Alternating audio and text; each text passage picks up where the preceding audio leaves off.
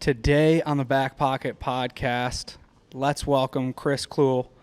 He is a coworker of one of my coworkers at WeWork, Jeff, and good Is friends. that like second cousin or something like that? Would it be like I would second or third I cousin? would say it's second cousin once removed for There you sure. go. Yes. And good friends with former podcast guest Devin Winter. He's the one that recommended and challenged us to have you on. So we're stoked to have you, Kris. Welcome to the show. Thanks for having me. I appreciate it. So, as always, we pride ourselves on research here at the Back Pocket, and Oh I no. just got to say, man. So, uh, if you guys Hopefully you can, didn't dig too far. okay, can you hear me all right? Am I screwing this up already? No, Oh, you're good, you're man. good, dude.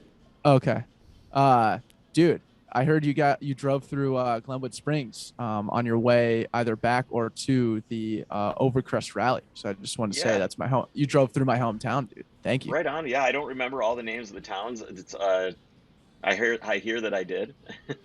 You're right. It's the Either one I did or Jake did, my podcast co-host. I'm not sure which. oh I've been across the West so many times that all the names of the towns kind of start to blend together a little bit.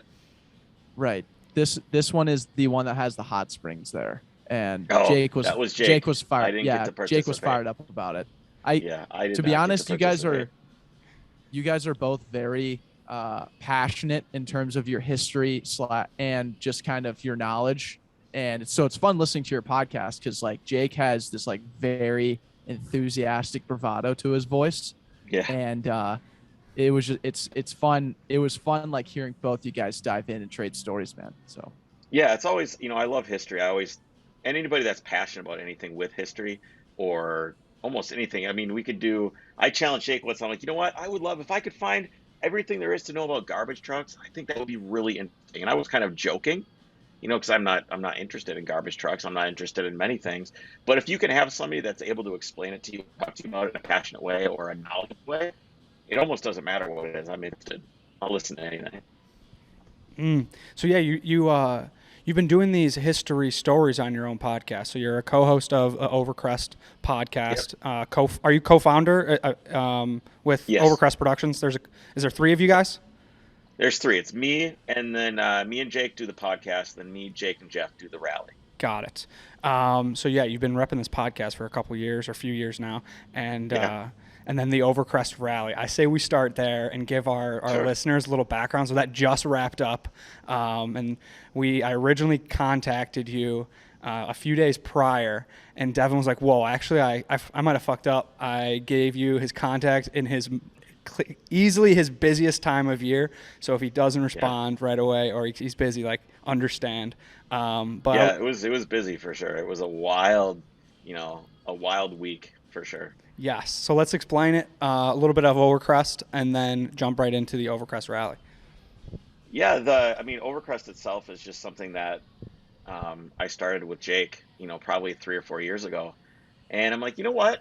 Let's do this podcast. Let's talk to people. Let's find an excuse or a reason to hang out with people, talk about the things that we're passionate about. And it kind of started out as an automotive podcast, like we've done a lot of news, we've done a lot of project updates with our cars, and then it kind of started to evolve and shift into whatever we think is interesting or cool, we're just going to talk about it. I know that sounds kind of, cliche, as like, oh, we're just going to talk about whatever we like. But we've done stuff like history of Lockheed Martin Skunk Works, which was super interesting.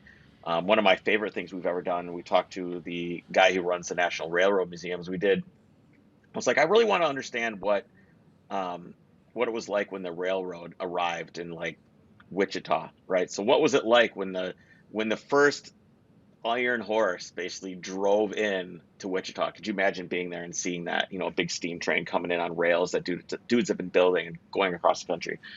So I'm like, I need to find out the history of this. So we got a hold of the guy that was the guy at the National Railroad Museum, did a ton of research on like how the trains in England and London were different than the trains in America, how it shaped the Great American West, and how it decimated the buffalo population and really hurt the Native Americans. All these different things, that how the railroad really changed America in like a really marked way.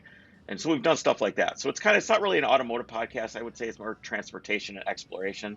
I mean, we've had some mountain climbers on, guys that have ridden motorcycles around the world.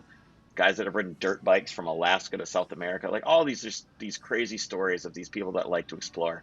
And exploration is something that is really, really important to me, and that's kind of where the rally comes in.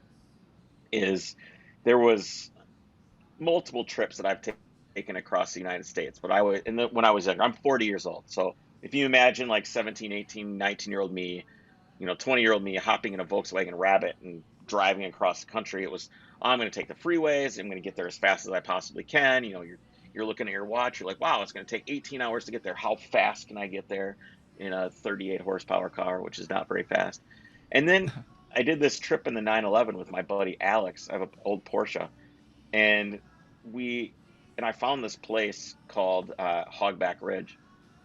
It's a very special place for me, and I had a moment there, where it was a place that I'd always wanted to see after seeing it. And I had this moment where I saw basically my outline with the sunrise transposed on a cliffside. And I had like this transcendent moment where I felt like I was part of that place. Like it was me and that place were one. For however many moments the light shined through that, I was there. I was part of it. And it really affected me. And I got this high basically from this exploration, this experience of finally getting to somewhere that I'd held in such high esteem.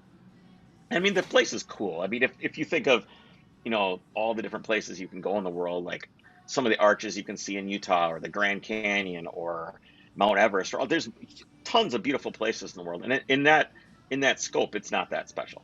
It's just a road.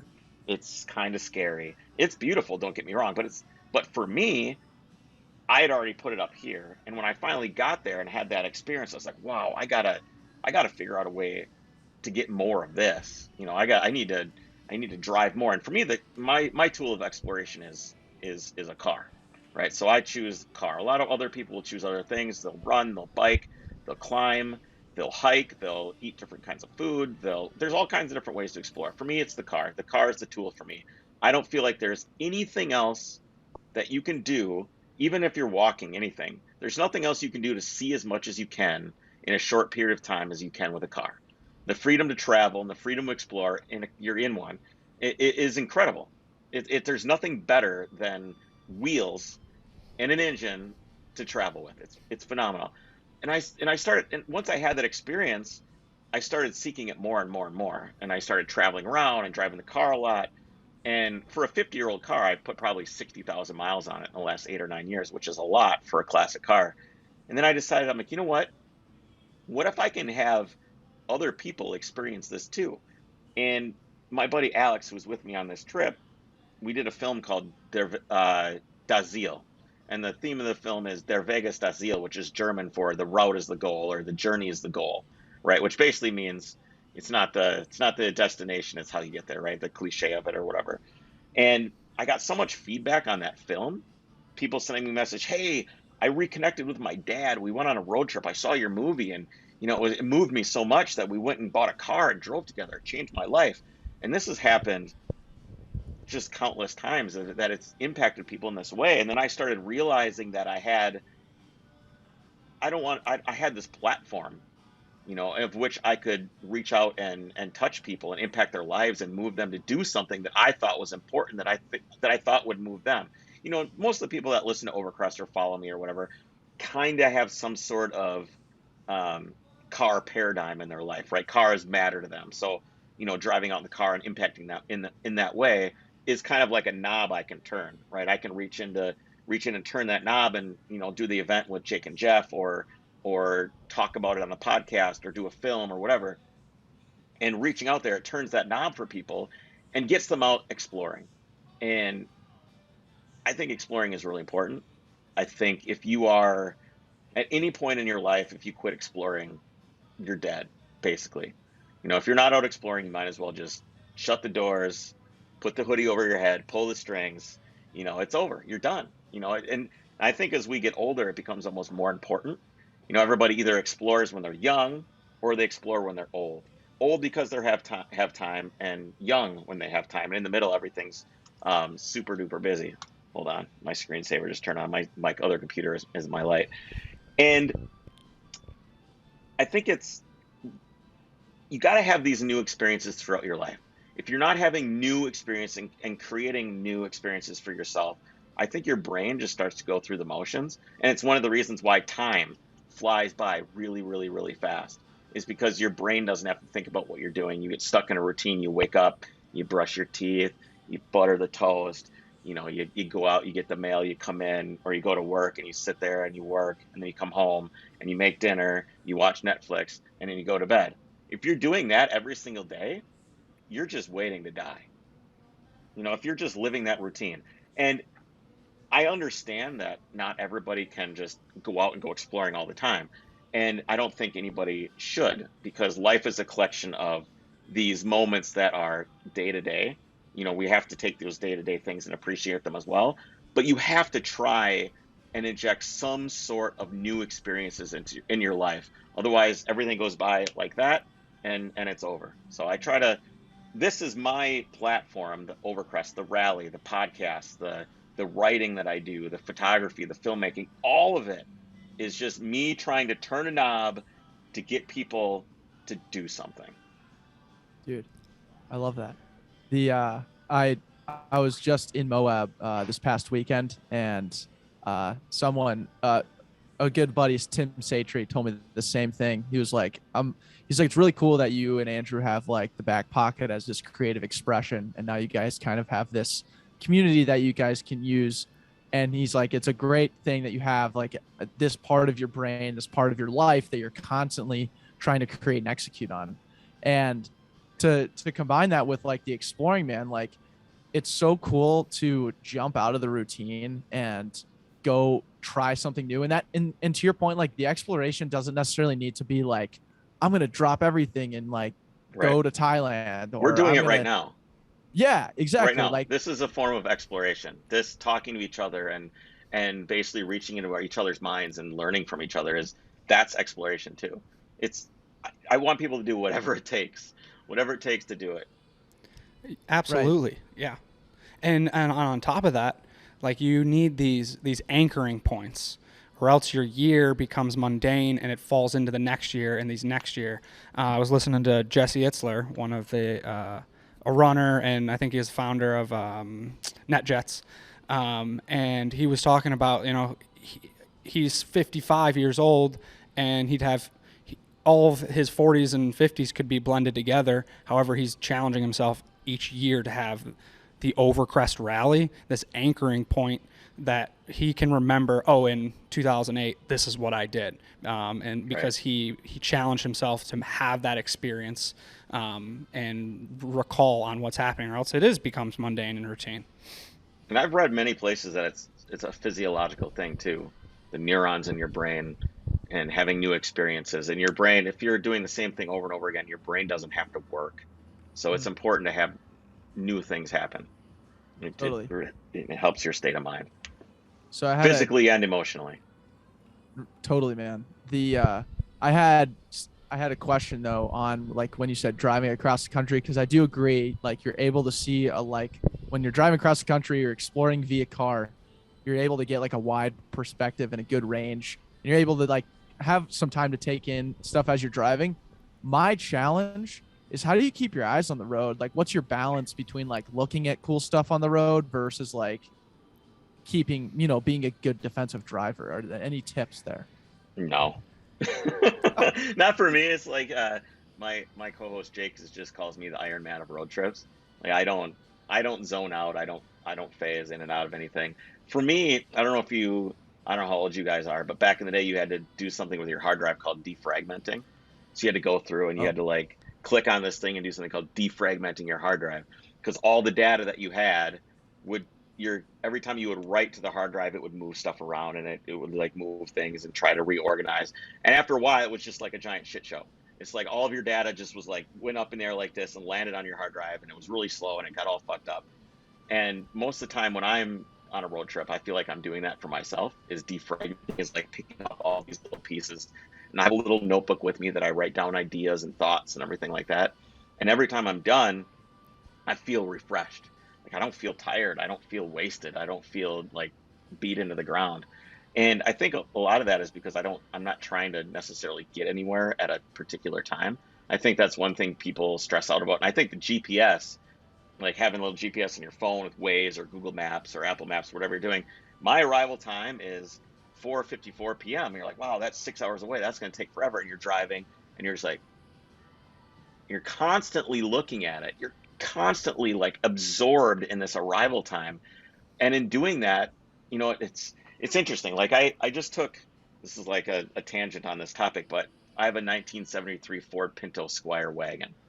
It's a gold station wagon with wood on the side from 1973. It's got a white interior. It's slow. It is so incredibly slow.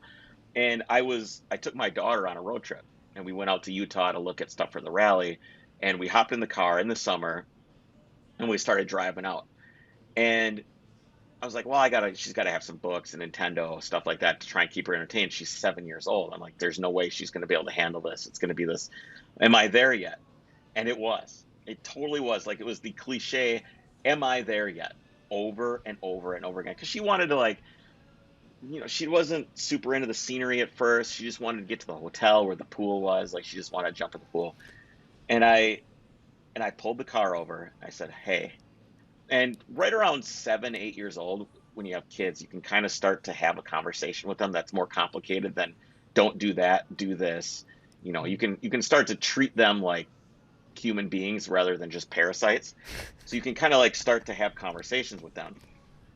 And I said, look, I don't want you to ask me what time we're going to be there. I don't want you to ask me, is there a pool where we're going? We have to be right here because there will always be later, right? There's always going to be something else to look forward to. If you don't start just focusing on what is here and you're always focused on the things that are over here, and I'm like doing hand movements with her and stuff to try and like, relate to her and trying to boil this down. And it's easy to boil down. It's a very, very easy topic to explain to anyone. It's like, hey, focus on now because there will always be later, right? It's very easy to explain, but we go, me, we all go through our lives every single day being like, all right, man, I can't wait for that new movie to come out, or man, I can't wait till it's Friday night. Friday night's coming. I got the weekend coming. I can't wait. It's gonna be awesome. I'm gonna watch football on Sunday. Whatever it is, you spend so much time wasting the now looking forward to the later. And she's like, oh, and for some reason she got it. She understood. And from that point on, she didn't touch her books. She didn't touch the Nintendo, nothing. I didn't have to talk to her about it. She just kind of like chilled and like looked out the window and was just there with me it was like a 25, 30-hour drive all the way out there. And she just like hung out. And I was in this car, and this is later on, and I'm driving in the mountains, and I'm like just furious because this thing is so slow. I mean, I cannot impress upon you guys how slow it is. It has like 100 horsepower, and every 1,000 feet you go up, you lose 3 horsepower. And at 10,000 feet, that means I'm down 30% of horsepower on a 100 horsepower car. That is, you guys, it's so bad. I'm in first gear, automatic, chunked it down, right? I'm in first gear, just going, and I'm like, fuck this car. I hate it so much. And my daughter looks over at me and goes, Dad, why are you swearing at the car? Just be here. Where are we trying to go? And she totally got me, right? She got me. It's like 2 days later. She just nailed it. And I went, you know what? You're right. You're 100% right. So I took like a little piece of tape and I put it over the arrival time on my phone on that GPS, because that GPS is brutal. It's like a game you play with yourself trying to beat the GPS or get there at that time. And then you see yourself, like you talk to people that are like, oh yeah, I did this, or I lost time on the GPS. You didn't lose time. You were just doing something else. You didn't lose time. It's not possible to lose time, right? It's just, you're just doing something different. Anyway, she got me good. And, but that mentality of being wherever you are really helps when you're on road trips. If you're constantly trying to, look at the horizon and wondering when you're going to get there, and you're frustrated and you're like, there's somebody waiting for you, whatever the case may be, that's what makes it take forever. Seriously. I mean, there's nothing that will make driving slower than thinking about driving. So I like kind of withdraw into myself and I think about projects, I'm writing a book, so I kind of was thinking about the book that I was writing, just all the different things that you can think about. Plus, it's just good to be alone, right? Mm. How often are we alone today? I wasn't alone with my daughter, but I've been alone for a lot of my other road trips. How often are you doing that? Nobody's alone anymore. Everybody's doing something or connected with your phone or whatever the case may be. So I find it okay. I've never had problems with falling asleep or not being able to focus or any of that stuff, just because my mind is just defragmenting itself and, reorganizing. I don't know. It's just never been a problem for me. Maybe once I'm older, it'll start to be an issue, but right now it's okay. Dude, that rocks. First off, dude, you are such a good dad. Like, kudos to you. Mad good props. Dad alert. Good dad alert.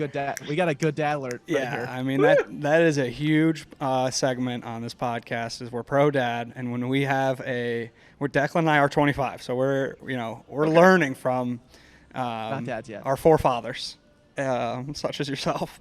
And I try to be. The one thing I always notice is no matter what I do, no matter how much time I spend, when I put them into bed at night, I always go, I should have done this. I should have done this. Why did I tell her I wouldn't color with her? Why didn't I do the bike ride with her? Because we're busy. Like, I got stuff to do, right? I can't just drop everything all the time. You just can't. It's not possible. And I don't know that you would want to, because if you always constantly said, oh, yes, I'll do whatever you want, it would be weird. And the kid would grow up bizarre and fucked up, right? You wouldn't want to do that. But you still, when you put them to bed, you're like, oh, man, there's always this feeling of regret that you just never did enough. Always. Even like going on that whole road trip and coming back, I was like, man, maybe I should have picked that place with the pool that night. She probably would have been happier. Even though we were in like Canyonlands National Park going hiking, and we had a guy teach her how to belay down a cliff at 7. Like, all this like crazy shit that we did. And it was just, it's never enough. And no matter what, it's never enough. You're always disappointed in yourself. At least I am. well, yeah, I mean, I can totally get that feeling. That's to like the maximum degree. For me, it's like day-to-day work things that I feel like I haven't done enough, or I'm itching for that next thing. You're talking about this road trip where you're getting this destination, and that's when you can finally breathe. That's when your daughter can finally we made it. And Declan and I are sitting in constant situations where we're planning an event or we're planning this future podcast production with different personalities and XYZ. And it's like, oh, right when I get there, then I'm going to be able to go, all right, now I'm here. Yeah. I can sit in it. But that's never the case. Right when you even when you get there, you're still 10 feet away from it. So simply, there's an interesting parallel between the road trip and the mundane, sometimes mundane driving to get to the destination where you want to be, and life of the mundane getting to where you want to be. It's like they're the same thing. Absolutely. And kind of like a pivot here, so you're talking about one of the early things you talked about with Overcrest is the idea of transportation. It's you're not a car podcast, you're an exploration transportation. Sure. And my dad is currently walking from West Hope, North Dakota to Hope, Texas. He is 101 days in. It's going to take him 100. I thought you were going to say 101 days, 101 years old. I was like, wow. He's 55. Okay. And he's 101 days in, 1,500 miles in. And you were describing slowing things down to the driving pace and not necessarily taking the highways to get there, but understanding the surroundings. I was able to see my dad walk and move it down to the walking pace, or at the pace of walking. And I mean, it was truly something. I mean, his mission is to just spread some positivity in the heartland of our country, find some common ground, find common ground on an uncommon path. And it was beautiful, but I'm truly resonating with what you're saying. And I'm seeing it all around me, and it's always a challenge to implement it sitting here at 25 years old. Yeah, it's also perspective. As you get older, you'll realize it's more important. It's just something that you can't explain. Like I had this weird paradox moment where I was listening to music with my kids, and Dark Side of the Moon album came on, and Yes. the song Time came on, right? Time. And there's these great lines in the song. It's like, you run and you run to catch up with the sun, but it's sinking, just to race around and come up behind you again. And I all of a sudden I had this like memory pop into my head, and I was like, wow, I remember sitting there listening to my dad. This is so silly and cliche. I remember listening to him tell me, yep, someday you will understand this song. You will get it. Someday you will understand how much faster time goes as you get older and older. And it's not something you can explain to somebody. The perception of time and what changes and how you perceive day-to-day life, it's way different for me than it is for you. But I don't have any way to explain it to you. You're just going to have to find it out for yourself. So of course I went, let me tell you what, kids. You're never going to understand what blah, blah, blah. This song, someday you'll get it. Like, and I did the same thing that my dad did to me. I was like, wow, this is, That's so cool though. I mean, first off, that song rocks. I listen to that all the time, and it's like, it's one of those things too, where it's like you would have never picked up on that part of the song had you not like just really sat and like stayed present with the moment. And there's just so much reward that comes from that. Cliche or not, man. I mean, I actually just drove through a similar area where the rally was, because you said the rally was somewhere in Utah, correct? Yeah, it was, well, all over Utah. Yeah. All over Utah. So I just came from Moab. I'd never been there Okay. before. And what a cool spot to like film anything. Like there's so much Yeah. great landscape in that area. So much great nothing. There's so much nothing that it feels like something. Yes, dude. Great. Yes, exactly. So driving through those single lane roads, just like looking around like, wow, different rocks, man. Crazy. Or like the Mexican hat thing that you guys, there's a town called Mexican Hat, which I found out from Jake, or maybe it was you, that the reason it's called Mexican Hat is because the guy who found it didn't know how to spell sombrero. So he just called it Mexican Hat. It was the guy, it was whoever claimed oil there What first. a lazy dude. Yeah, lazy guy. But what's funny, and it's a little bit of, sitting in the present, and very, very similar to driving and like having that reward is. So last week in Moab, I was part of the a crew team that ran the Moab 240, which is a 240-mile race around the city of Moab. And so I paced the two guys that were competing in it, and I paced them for 45 miles. So I ran probably 13 miles, the longest I've ever ran, and then I just picked up and trained a little bit, and then picked up and ran 45 with them in a day. And why do you run? There, how do you? I'm sorry. How do you deal with the physical? Like, 'cause I just can't do it. I just can't. yeah. Like, I just start running, and I'm like, this sucks. This is hard. Right. No, Like, it does suck. It sucks. And so, but I'll give you this. Yeah. though. Sorry. So yeah. So I ran for like 15 and a half hours, and I wasn't running the entire time. I mean, my section was some downhill, some flat, some uphill. So anytime there was an uphill, we'd walk it. Anytime there was a flat, we'd do a light jog. Anytime there was a downhill, we'd light jog it.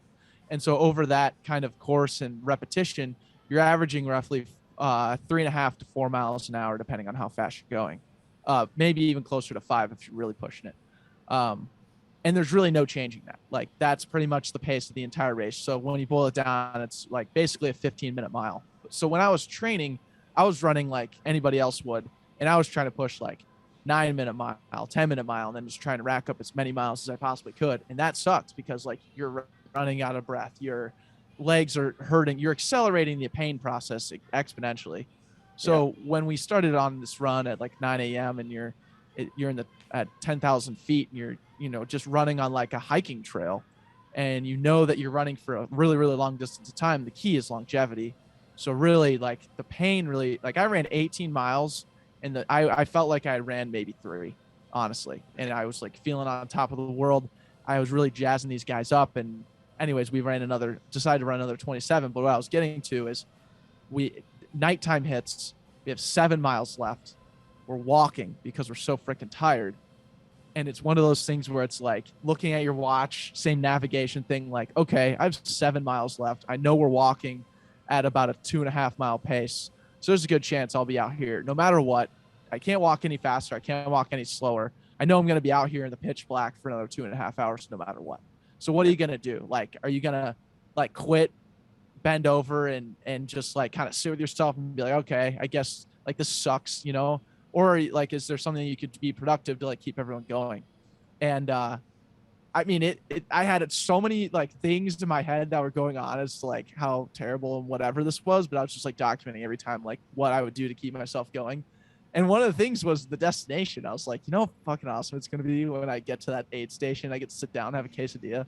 Or like, you know how awesome it's gonna be when I get to drive home the next day. You know, like there are all these different, you know, how great it's gonna be to go to work. You know, so I kept thinking of all these things, and then as they came into play, as I had the quesadilla, as I started to drive home, even when I showed up at 5 a.m. to work this morning, I was like, dude, I am loving this a lot. It was just a cool way how like you can kind of change time, even though like you want it something to end because it sucks or something, but you can always use it to your advantage, I guess is really what I'm saying. Yeah, you were eating the carrot. You know, you got the carrot on the end of the stick. You reached out and grabbed it. Yeah, it's pretty crazy, man.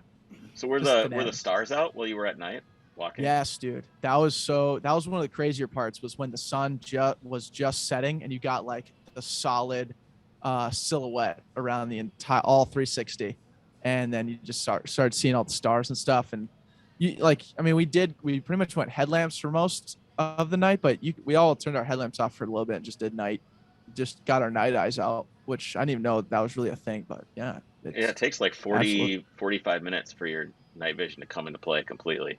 And when it does, and you see like you can start seeing different colored stars out there. And eventually you can see like the stripe of the Milky Way. It's like yellow and goes across. It's amazing. It's absolutely incredible. Everybody should see it once. Yeah, I just want to go out on a limb and say the sky is kind of underrated. I don't think enough people are looking at stars nowadays. No, they're spending too much time looking down. Yes, absolutely. So walk me through a little bit about like filming in Utah, like what the rally, I know you kind of explained what the rally maybe encapsulates from a macro standpoint, but like talk me through kind of like the production, what you guys are trying to get after. I watched I think it was like 3 or 4 minute clip today on the 2021 recap. And I was just like smiling the whole time as like a guy who like, you know, is loosely involved in cars. That was like just kind of doing my research and getting to know you. I was literally just smiling the whole time. Like I thought it was so freaking cool. Well, but first, just walk me through kind of how. Yeah, I didn't have anything to do with the film. We talked about it a little bit, but that was really Jeff and Skylar Cool. from Able Films. They're the one that did the film. That was kind of their concept, and they did a great job capturing what was most important, which was the relationships that were garnered from being there. And I guess that's one thing I didn't really expect with the rally is you never know. Like when we started this rally, like, is anybody going to come? You know, what are we going to do? Is anybody going to come all the way out to middle of nowhere, Utah? I mean, why would they? It's at least a day drive for anyone, unless you live in Utah, which nobody lives in Utah.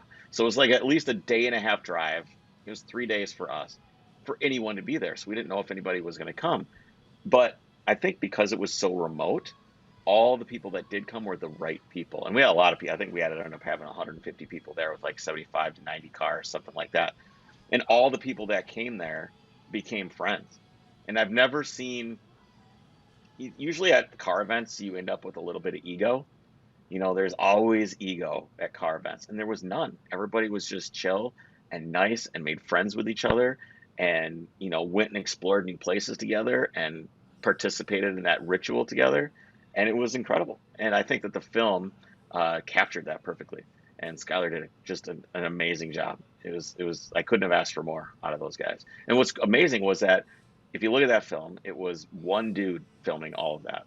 So this dude had to fly in his truck all over Utah, capturing all these different things. The guy's hair must have been on fire for like 3 days. It must have been wild. Yeah, I can imagine. Andrew, so you were going to say something? Yeah. So you're talking car ego, and I think this is something we just got to briefly touch on. Am I picturing like typical car ego, like macho man, like my exhaust? And you're talking to a guy that is very small. A guy who has like balls on the bottom, like up below his. There's all kinds of different car ego. And I think what car ego is for me, when I drive my car. I don't drive my Porsche because, oh my gosh, it's a Porsche, blah, blah. It is the ultimate tool for what I do. It's a very simple car. It's a reliable car. It's a sports car. It's very good at many things. Some people call it the Swiss Army knife of cars. It's very, very good. But a lot of people drive cars as a status symbol, right? There's not many objects that cost that much money that you can buy. Look at it this way. Cars are marketed in a certain way.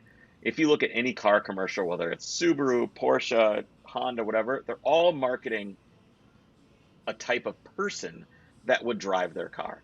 They're not, we're long gone are the days where, yeah, for $9,995, you can have 5 doors, you can have a trunk. Look at all these groceries that fit in there. This thing tows 15,000. None of that happens anymore. All it is like, if you look at like a Subaru commercial or something, or like a new Honda Pilot commercial, look at what you can do with your family. You can do this, you can go here, you can do these things, or this truck is really drives across the desert. A lot of it is exploration. A lot of the stuff is tied to exploration now, but it's almost like cars have become like a lifestyle thing where you can go out and you can buy a car that completely represents who you are. It's almost like a hat, right? Like you have all kinds of different hats that you can buy. Like you can buy a 5-panel hat, which makes you kind of look like a hipster. You can buy a cowboy hat that makes you look like you're either a poser or a cowboy.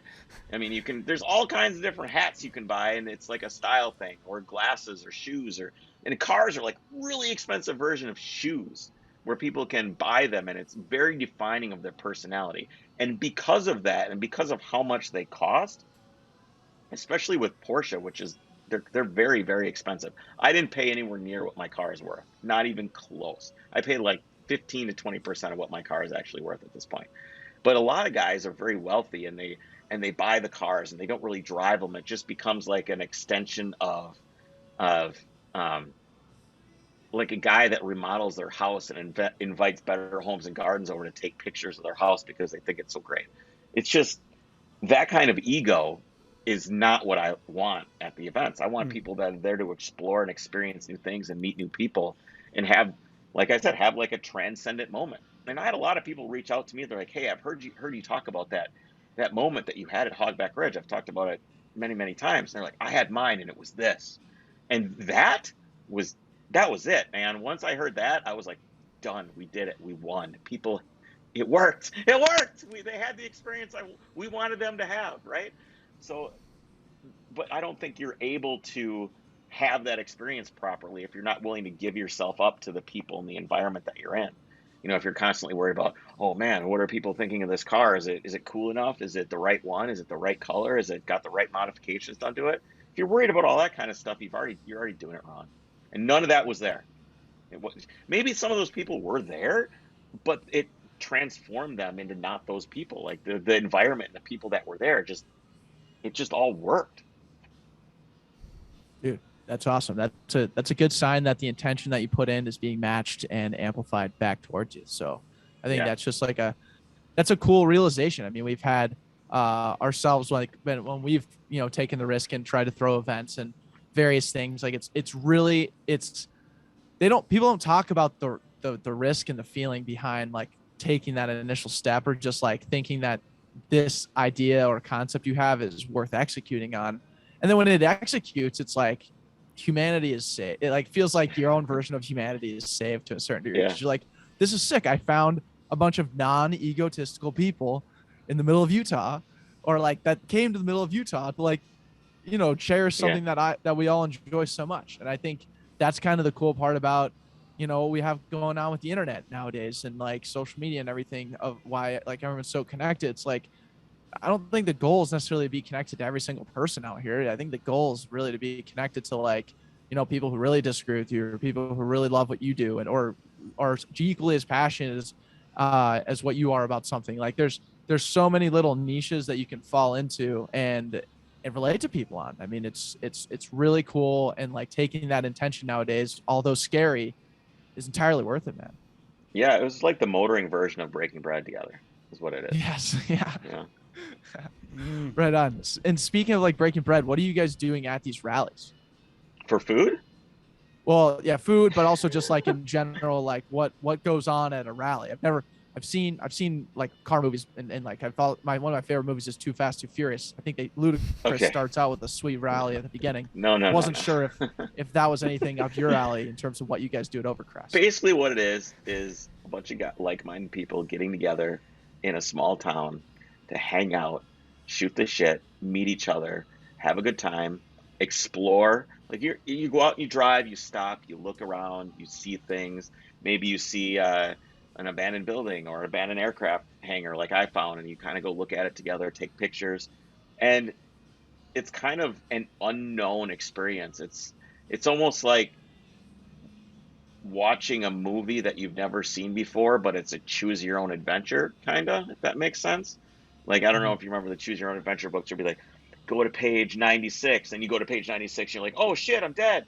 Or you go to page 96, wow, I found the treasure, or whatever like that. It's kind of like being out on the road like that, where you can go and find something. Some things aren't so great, some things are amazing, and you're having those experiences with people is kind of what it's all about. Of course, the driving is great too. Cars are awesome. They sound great. They're exhilarating physiologically.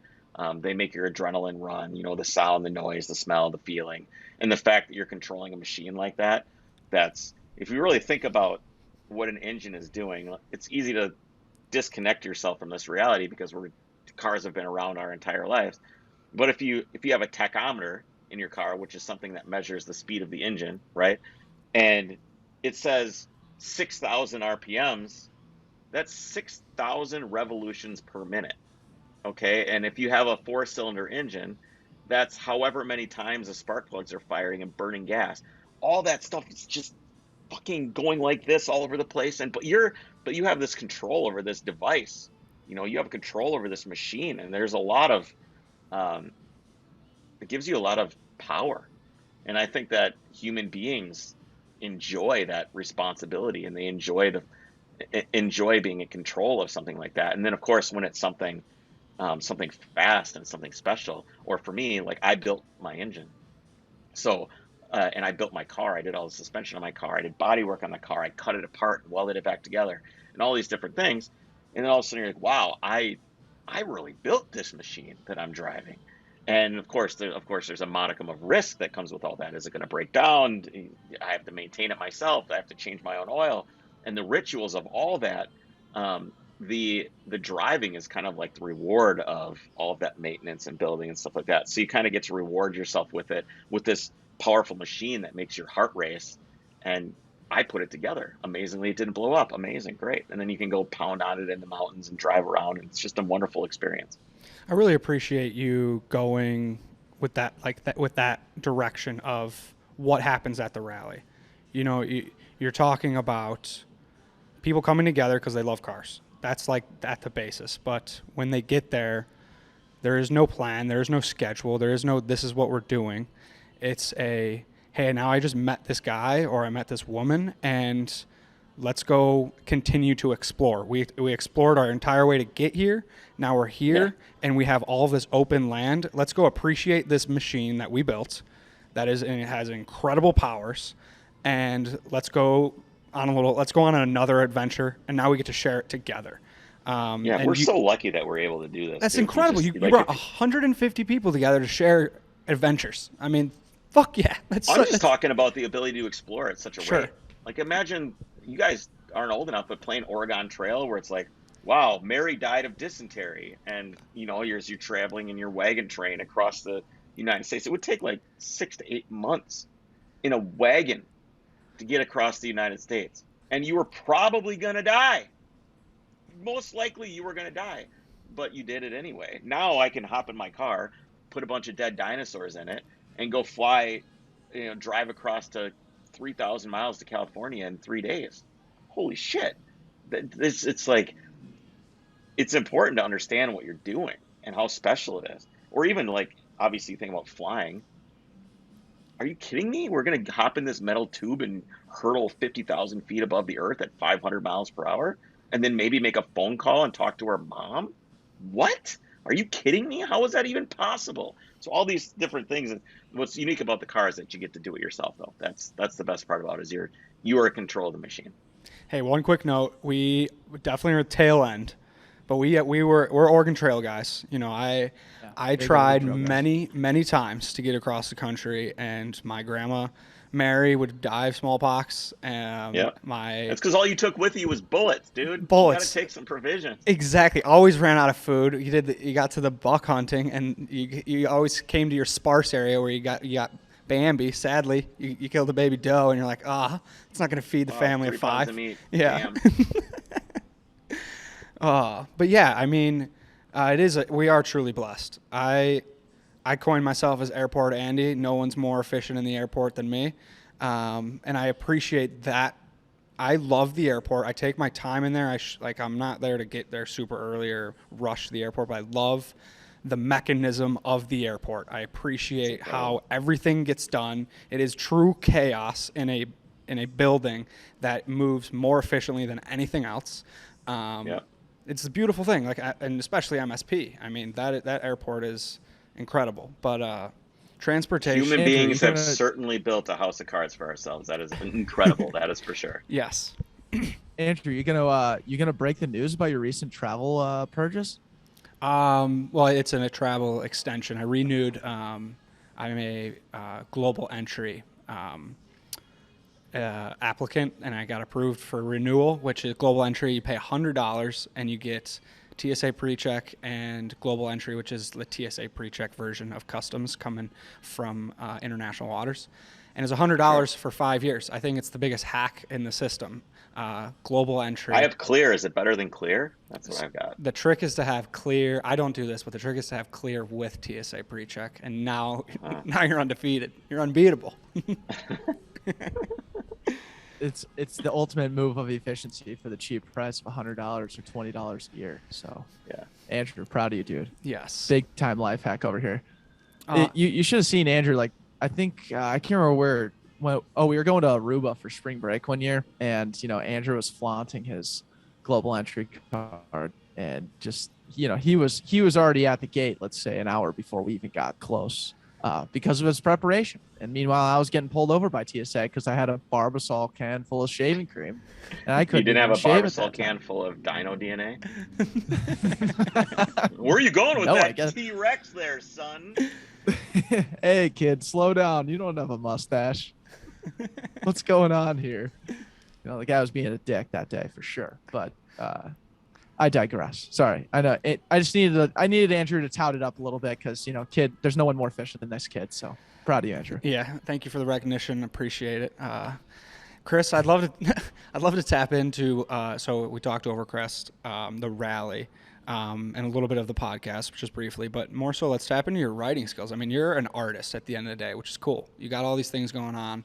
And now, you're tapping into the written form. How has that been? What's that process like? Any advice for all of our authors out there in the world?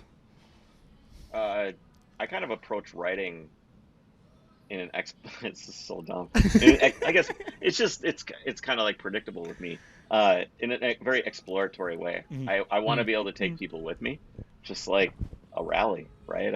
I always want to take people with me, and one of the best advice I ever got was from one of my editors, Pete Stout, who was the editor of a Porsche publication, a really, really nice one. And I had written something for, I think I flew out and I interviewed Akim Anscheit. And Akim Anscheit is at the time, I'm not sure what he's doing now, but he was head of design at Bugatti. So he designed the Bugatti Veyron, which is a crazy car, 200 miles an hour, very expensive, $1 million car. And he had worked for Porsche back in the day and stuff like that. Very, very, very talented car designer. And I kind of flew out there, flew to Berlin, met him, and I wrote an article about my experience with him. And it was like, I got into his car, we did this, I felt this way.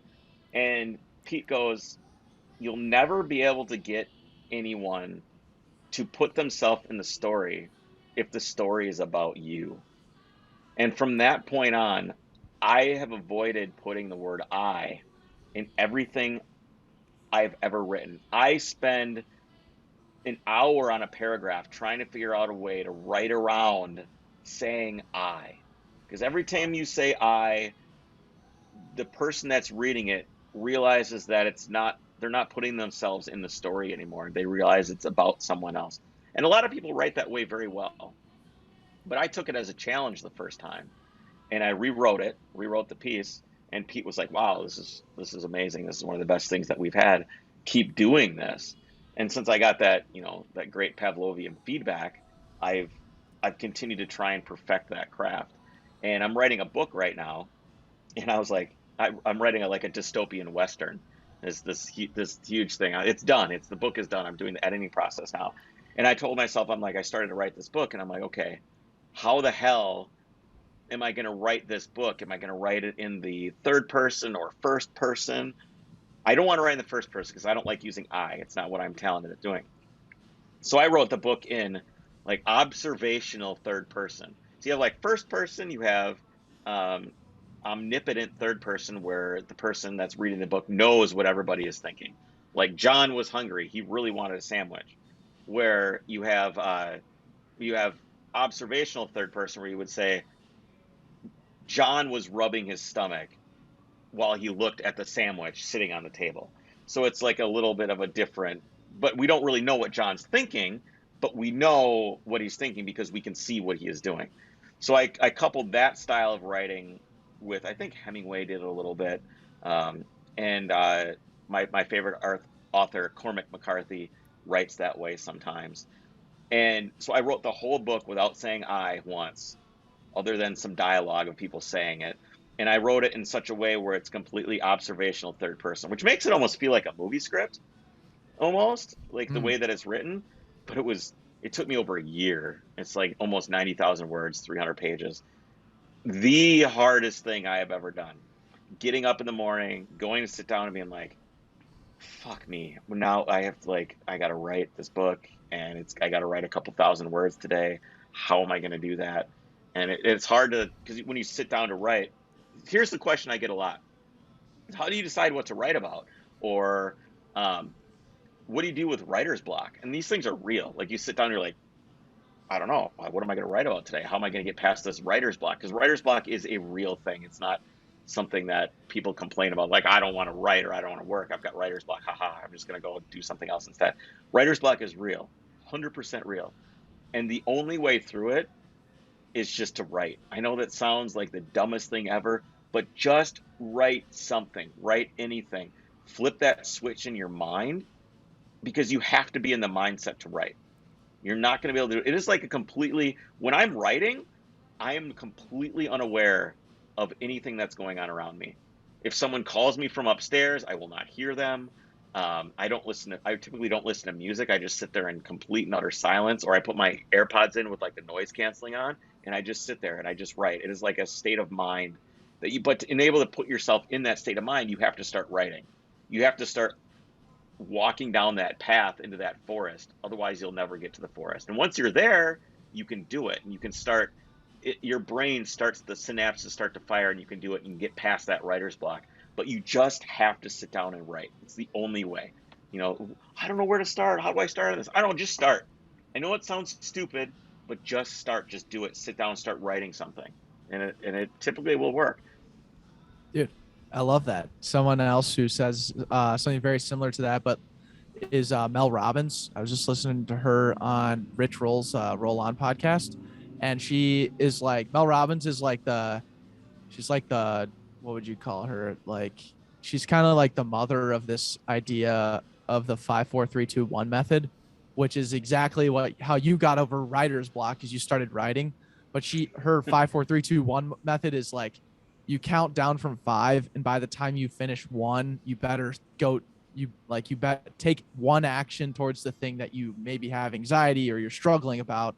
And the reason why it's this, 5, 4, 3, 2, 1 method is like, she started doing it, worked in her life, but then she started looking into the science of it and the idea of like, when you give your brain an ultimatum, and you start counting down like this, there is a superimposed or something within you that knows that an action needs to come. So she uses this method as an idea to overcome certain things. Like, she was having trouble just getting up in the morning because she didn't really like her life. She had a lot of terrible things going on. And so when that alarm clock came on, she knew, okay, 5, 4, 3, 2, 1, I'm going to pop out of bed and get my day started. I'm going to go and brush my teeth. And then the momentum starts to build. So I really like what you're saying there. It's not dumb. It's take the action that you need to take, and don't worry about what that initial outcome is going to be, man. It is. I'm not saying it's easy. It's hard. It's hard. There's a lot of times where I was like, you know what? I'm not going to do this today. and I would get up and I would go do something else, and then I would accomplish nothing and feel like shit, and have to work twice as hard the next day. And well, that's a whole Right. self-employed thing, is forcing yourself to work and do all that kind of stuff. But yeah. Do you feel like you know, your parallel universe, or there's another self where you're living in this dystopian western, like you? Well, philosophically and in the universe, I feel like there's an infinite set of possibilities for everyone. So there's a universe where me and Mila Kunis right now are having glasses of wine together over a fire somewhere in some universe. You know, there's universes for everything that's ever happened. Everything that has happened and will happen has already happened and will happen again. Wow. So what's this book about? The book is about the adventure of a young girl and her trip towards becoming a vengeful, murderous person.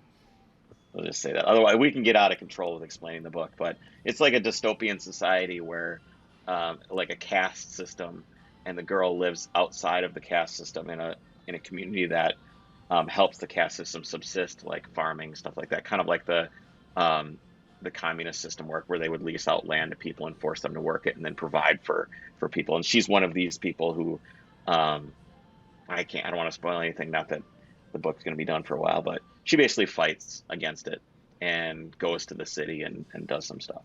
That's basically the cliff notes of it. I can't say anything without spoiling it. Right. Let's cut it off there. I like that synopsis. That's good though. That was like a good version, like on the spot of like, hey, what's the back of the book say? You know, I think you did a good job there. Yeah. What's the name of the book? The name of the book is The Penrose Triangle.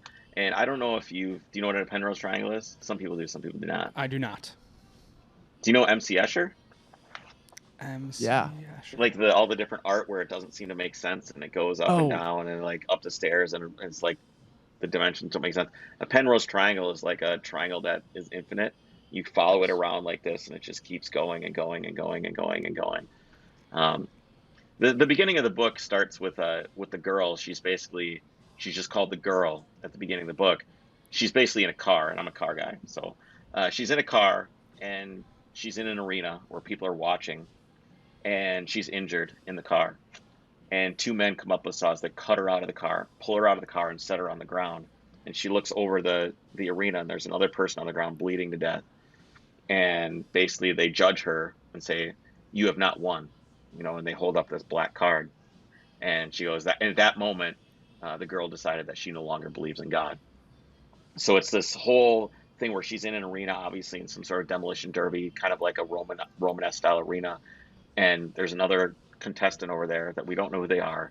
They're dead, they're bleeding, whatever, and she's bleeding to death on the ground. And that's the prologue. And then the book cuts into who's obviously the same girl, becomes apparent within the first couple of chapters. She's young, she's happy, she's glowing, she's radiant, and some things happen to her which set her on a path to become the girl in the prologue. So the book is basically about how does this girl who's pure and young and perfect, that is leading this life out in a ranch out in the Flint Hills of Kansas, how does she become someone that chooses to curse God and is in this situation where she's bleeding to death at the end of this book? So it's kind of like this, and then the whole story kind of goes like that, and it's going to circle back around to the beginning of the book. Like, how does she get there? How does she become that girl? Whoa. Yes. Dude.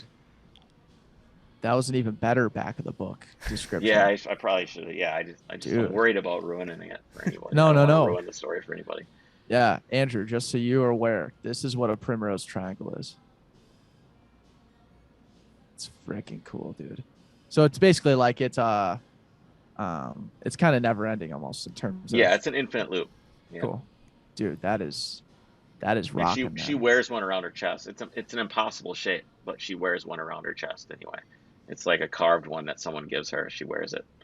Wow, damn, dude.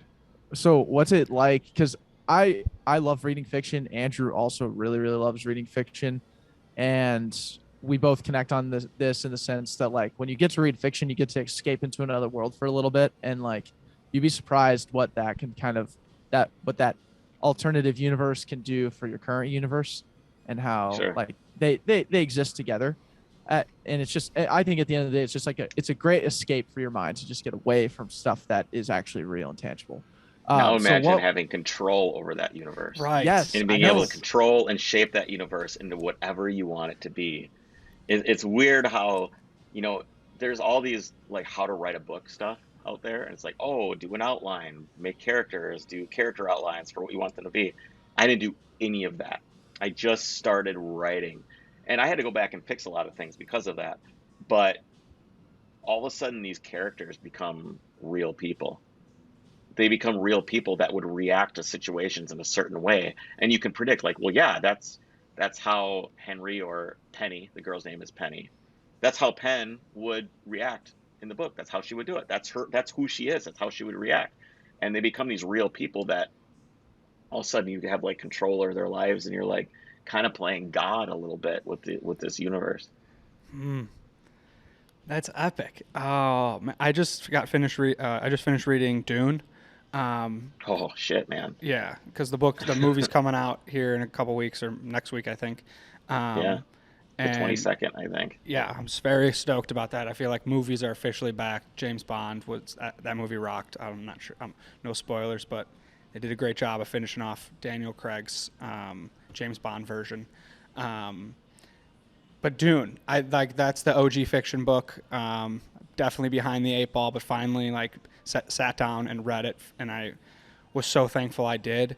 The different things that Paul Hubert challenged himself to take on, from the climate change, political, really every single controversial thing in the 60s, he challenged himself to take on. And anybody that reads Dune can interpret it in a different way, and say this is the main focus of Dune, this the ecology of Dune, or the political stance of all of the governing guild, and everything in between. It was just the fucking coolest thing, and I was so stoked reading that book. And I'm sitting there thinking, I'm Paul Atreides. I have a calling. It's hard to tackle politics and stuff in your book, because in my book, obviously, there's a government, right? It's Mercury, and there's a President Gideon, and there's all kinds of. I have to talk about, why does this society exist 150 years in the future? Why is there one city left? And I basically framed it as, in 2035, our society tore itself apart because everybody just became so hateful towards each other that there was just this civil war where society just collapsed, right? So then I had to explain, and then there's obviously Penn is the hero fighting the city, who is the despots, the dystopia, right? So what are they doing? I won't say what they're doing, but what are they doing, and how do I have her be the antithesis of that? How do those two come together? What kind of person would fight that, and how did they get there? And of course, I'm probably going to lose some people with the politics of it, but there's a lot of talk about, liberty and personal freedom, and what you sacrifice when there's, you give comfort for liberty and liberty for comfort, and make the trades to yourself. Is it worth it or not? And a lot of it is left up to the reader. Maybe it is worth it. Maybe that's, so it's hard. It's major props to authors that are able to do it, because it was one of the hardest things to struggle with when writing the book. Dude, I love and enjoy very much listening to you explain the creativity behind making your own little universe, and playing with the chess pieces, and really executing on that. When does the book come out? Do you know? I don't. So I did a first draft, gave that to an editor.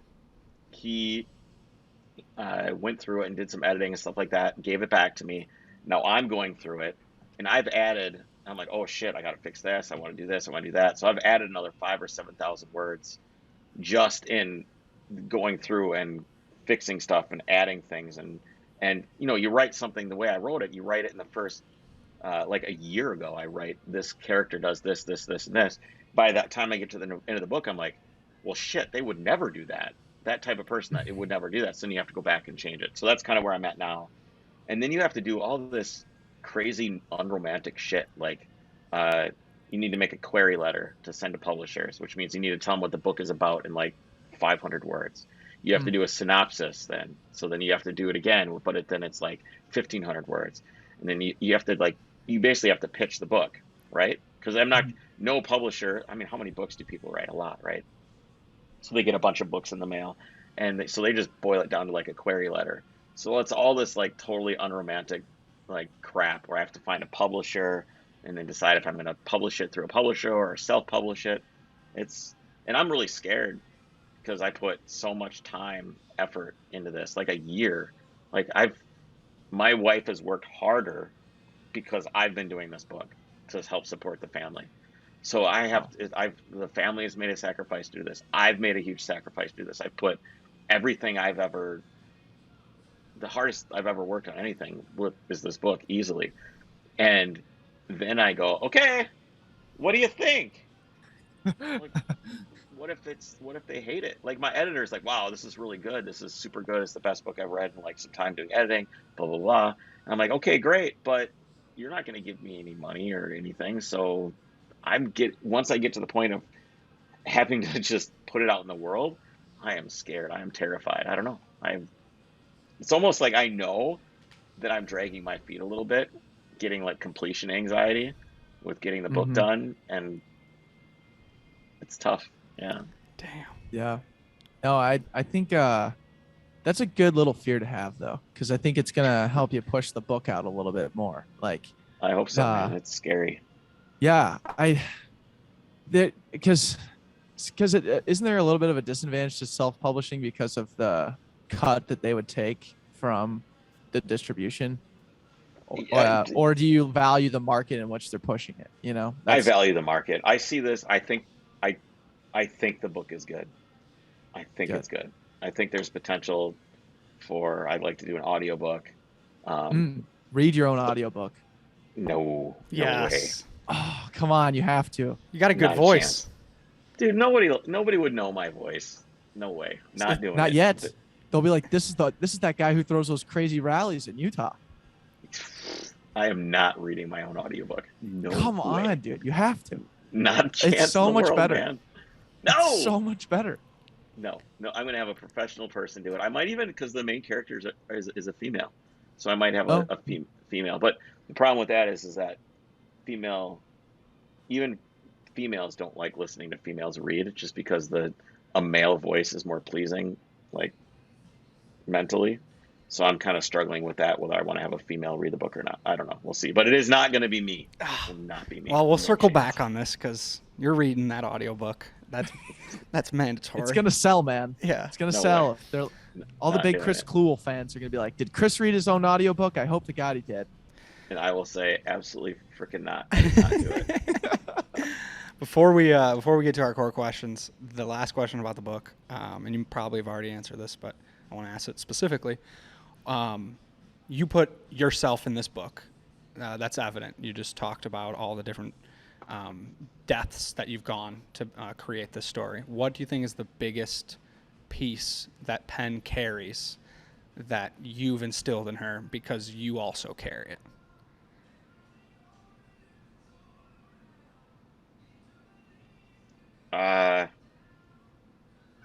Spite.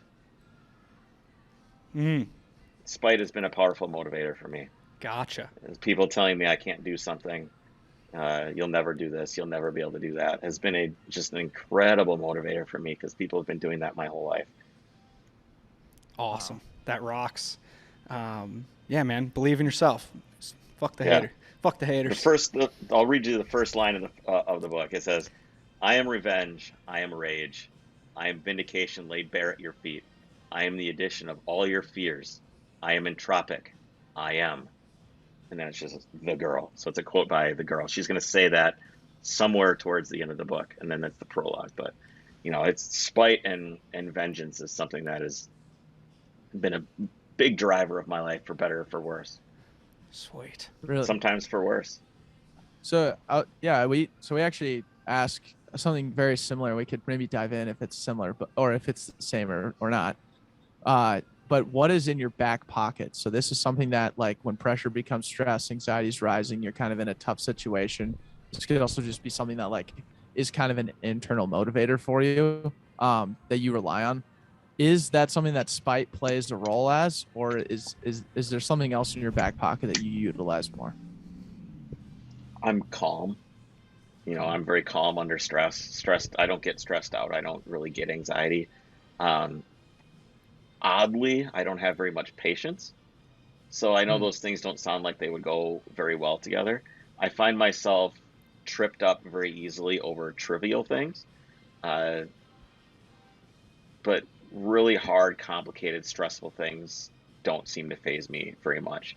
But I do struggle quite a bit with trivial issues, whether it's in relationships with friends or whatever, stuff like that. I get tripped up on that quite a bit. Gotcha. Yeah, I mean, from a stressful situation, I was following on your Instagram story, the going out to the rally, your brakes broke, and you weren't pumped about that. You're like, that's my least favorite thing that I would want to Yeah. break out of all of the things that I'm capable of maintaining my car. Um, but you weren't like, there was never like, oh, I'm shit out of luck. The world's over. It was just like, okay, here's how we're just going to get through this.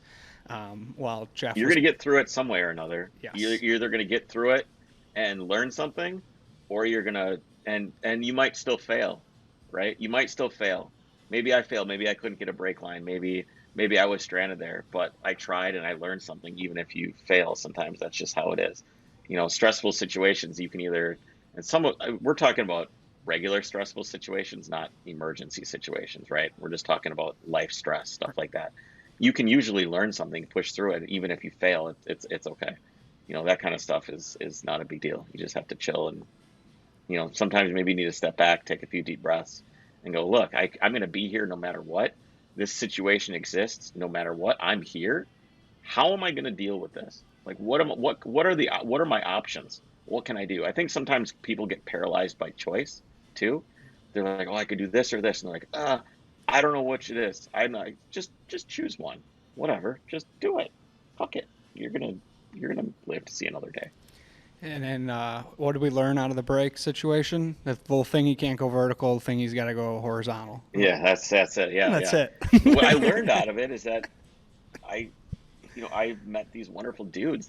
I ended up at a shop run by these uh, Marine Corps guys, and they were awesome. And I made friends with them. It was great. And I ate a hot dog by a dumpster. What could go wrong? Hey man, we're hot dog at the turn kind of guys. We like to golf. We always get a hot dog at the turn. When you're There you most go. stressed and you got to relax, hot dog and maybe a Red Bull. I'm assuming Jeff says you're a hot dog and a Red Bull Yeah, kind of guy. hot dog and a Red Bull kind of guy. Yep. That's That's so awesome. yeah. It's gonna be cancer for sure someday. Oh, No dude, doubt. that's amazing. I love that. Um, you know, your nutrients or your nutrition in general, that could potentially like be a shortcoming or something that you're average at. So we'd like to also ask you kind of like, what is your what is your average quality? Like Andrew and I are both average guys. And we kind of believe that everyone's average. Like I don't care how good you are at anything, like you're gonna have something that kind of humbles you or even you focus on internally, that maybe you want to get better at. Usually we kind of like to say like the average quality is something that is like is something that you really care about, that you know that you can be better at every single day. But you're not like, you can always put yourself on that comparison spectrum to just continue to get better. So my question for you then, Kris, is what is your average quality, man? Probably seeking or finding meaningful relationships with other human beings. I do Mm. struggle with that quite a bit. I'm very outgoing. I'm great at shallow acquaintance style relationships, but when it comes time to move beyond that and have deeper relations with people, sometimes I say the wrong thing, or I don't listen, or I talk too much, or um, one thing that's really helped me out is listening to 12 Rules for Life by Jordan Peterson. And Mm. one of his rules is always assume that someone else knows something you don't, which basically translates to shut the fuck up and listen. And that's what I need to do a lot more of. I really do struggle with finding deep, meaningful relationships for sure. It's a And you're challenge. and you're attributing that to you just basically like not listening to the person who, like, your ability to not listen as much is causing the relationship to not flourish as much? Is that what you're saying? I think so. Okay. Yeah, I think so. I think that's probably a big part of it. That, and I know that I have, issues with, everything goes back to your mother, right? I have Mm-hmm. a lot of issues with my mom growing up, and she's long gone now. But uh, yeah, I know it's definitely hurt that. Gotcha. Yeah, man. I mean, there's a certain degree you have some close friends already, and why let other people in? But there's always an area of, um, we were just kind of talking about it for a little bit of this podcast of, you can learn so much from letting someone in. It's going to Hmm. open you up to a new spot. I'm on the flip side where I let too many people in, Sure. and I like crave deep connections. So I'm like thinking this person across from me will, um, get to this depth and equate, and then I will be, and I can seek that validation of the depths that I want to go. And in reality, it's like a falsehood of like, I'm having a conversation to get deep with someone, but I'm just forcing that depth and it's not real. And it's like, Andrew, just take a breath and simplify, because that's going to be way easier at the end of the day. Um, but yeah, thanks for sharing that, Kris. Appreciate it. Yeah. The next question is a new question of ours. And, Okay. we were thinking about spending the whole hour on this one question, but now it's coming at the hour mark. What does your Mars look like? We are out in Utah, and that's very Mars-esque, but this can be taken in many different directions. I'm curious, Kris, what do you envision Mars to be for you? Mars for me, I guess, is the just a continuation of human exploration, right? I mean, humans have always been pushing further and further and further. I mean, what was yesterday, Columbus Day? I mean, Yeah. that dude took some ships and just decided, you know what? I'm just gonna go that way. And the dude just got on the ships and sailed. I mean, he was a jerk, right? We know that now. But I mean, that was just kind of the way of life back then. People were very, very, very mean to each other. But that aside, the guy basically lobbied Spain to give him a bunch of money to just sail into the horizon. And I think that humanity has had a desire to sail into the horizon for since there ever was, since we first laid eyes on it, since we first laid eyes on that sun melting over the horizon, going, wow, I wonder what's over there. And, that's that's what Mars is to me. That's the next horizon, right? We've already done the moon. I think we did the moon. A lot of people are like, "Oh, we never did the moon." I think we did the moon. And and Mars is just that next thing. It's like, how are we going to go there? What are we going to do? How do we push the envelope? And what's kind of cool is, um, society in Columbus's day, all that money that was used to send him there was basically pillaged from society, right? It was just stolen, and basically it was blood money, right, from wars and pillaging. Now, if you look at the way, like, if you look at NASA and stuff like that, and we have different countries helping each other out. We help China sometimes. China helps us sometimes. Russia, like all these different scientists around the world. It's almost like this collaborative effort of exploration now, which I think is a little bit more unique than it was before. And we all get to watch it, right? So we can observe via the internet everything that's going on, space shuttles launching and rockets launching, and all this other stuff. It's like this human thing of watching the development of the space program go towards Mars. We get to somehow vicariously participate in chasing that horizon, which I think is really cool. Yeah. Wow. That's a really cool way to look at it. Cause like if you look back in like even the 60s with the space race, which I think is when it was with JFK and everything, where it was like, oh man, like Russia just launched Sputnik. Like we got to fucking saddle up here, Yeah. scientists, and like, let's do this thing as a nation. Where now is like, a lot of the explorations like a SpaceX or the one that Bezos has, but like, and NASA too. Like they're all working together to a certain Yeah, there's degree. all Some of kinds of them, different countries on the International Space Station. It's called the International Space Station. right? It's great. Yeah, and I think that's just a cool like tidbit of humanity that's like really uh like coming together over something that Right. is far external from anything we even have in It's existence on our built own Earth. in. it's built in. I think we're a nomadic people at heart, and I think we're always going to try and, explore, and maybe that's why I like doing it so much, is it's part of who we are. Yeah, I think you're totally right on that, man. I think and I think we started with the podcast with that, we should definitely like finish with that in the same sense, where it's like exploring it has many definitions. Like it can be whatever, but really taking that initial step, I think you said it right away at the beginning. It's like it was so powerful with you in your own life that like the only thing you really want to do is push people to go explore in their own lives, because of what that can uncover. And I just really appreciate like that genuine intention. Your success of doing so has been freaking awesome. Thank you. And I'm just stoked to read this book now, dude. Now that you got this, and you're gonna read your book, and it's gonna be so good. And like I'm excited to see this progression, man. I'm stoked. Yeah, send me a DM. I'll send you the prologue. You can read it. Sweet. Yeah. Awesome. Hell yeah. All right. Yeah, one of the biggest pieces of advice we've gotten, and like right as recent grads 3 years ago, out of school, was be curious. Just be curious. And I love the add-on of exploration, where that's the action item behind being curious. Yeah, absolutely. Definitely going to resonate with me, and for a while. Like I think that is, like Mars is like my vision. Like that's my constant reminder of like Mars is the destination. And I think the reason why I keep saying that to myself is, and kind of working through this as I speak, but like the exploration, I'm always saying like take initiative, be innovative, be unique. And it's that exploration behind it. Yeah, obviously we're not going to Mars, right? We're not going. Correct. But we can don't say that. I ain't going. I watched Total Recall. I'm not going to Mars. We can all take inspiration from that type of exploration, and we can all do our little things. Like they go to Mars, I go to Utah.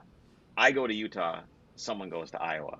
Someone goes on a hike with their dad. Whatever. There's a huge breadth of exploration. As long as we're doing it, that's all that matters to me. Amen. Cool, man. And another question just on exploration while we're here is, where are you exploring next? Do you know? I can't tell you. Dang, I can't tell you. There's a lot of exploration planning going on for the next rally, but I cannot say it. Good. Got to keep it a secret for now. I like that. Good anticipation. Yes. We'll make sure to, when you do know and you do share out on your socials and everything, where can we find you? At Overcrest Productions on Instagram. Sweet. And we will tag that in the show notes of this podcast, for all the interns out there that want to check out Overcrest Productions. It's freaking phenomenal. And we will finish with this final question here, Kris. From the time you woke up today, what time do you typically wake up at? 7:30, 8 o'clock. Nice. And you're self-employed, you said? Yes. See, I'm looking forward to that at some point. That's the time I'd like to wake up at as well. So anyways, from the time you woke up to the time we're recording now, which is roughly 9 o'clock. What have you learned today, man? Well, I suppose you're supposed to try and learn something every single day, right? That's the thing, is to have new experiences. But I guess I learned that today was just another mundane day, right? I don't know. What did I wrote a whole bunch of new shit in my book. I learned that I fucked that up. There you go. Yeah, nice, dude. Oh yeah. Yeah, That's awesome. You learn that you're capable of fixing it. Sure. No, I did learn. I had this moment with my wife, and I know she's been working very, very hard to make sure that all, writing the book is possible and stuff like that.